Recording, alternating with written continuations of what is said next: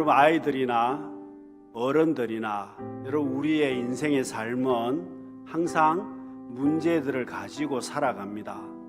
여러분 큰 산과 같은 문제가 정리되면 또 다른 문제들이 항상 남아 있습니다. 그런데 여러분 그 문제는 누구에게나 찾아오는 문제입니다.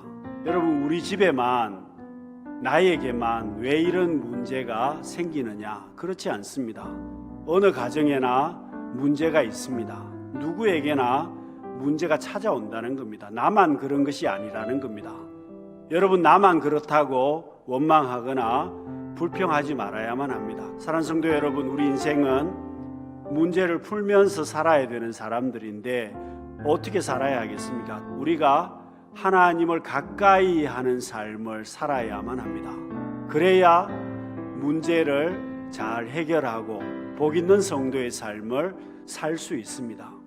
여러분 우리는 문제가 생길 때마다 하나님을 가까이 하는 삶을 살아야 그 문제 가운데에서 승리할 수 있습니다. 여러분 문제를 바라보면 낙심합니다. 문제를 바라보면 원망합니다. 그 문제 가운데 매몰될 때가 많습니다. 그러나 여러분 하나님을 바라보게 되면 하나님 앞에 가까이 가게 되면 그 문제를 극복하고 하나님의 은혜를 누리게 됩니다. 주님을 가까이 할 때 은혜가 펼쳐지는 것을 우리는 알 수가 있습니다. 여러분 어려운 시대를 우리가 살아가고 있습니다만은 우리가 어떻게 살아야 하겠습니까? 여러분 성경이 우리에게 말씀하고 있는 것은 문제를 보지 말고 하나님을 바라보라는 겁니다. 여러분 12명의 정탐꾼이 차이점이 바로 그겁니다. 10명은 문제만 바라보았습니다. 문제를 보니까 문제가 더 크게 보이고 그 문제 가운데 매몰되었습니다.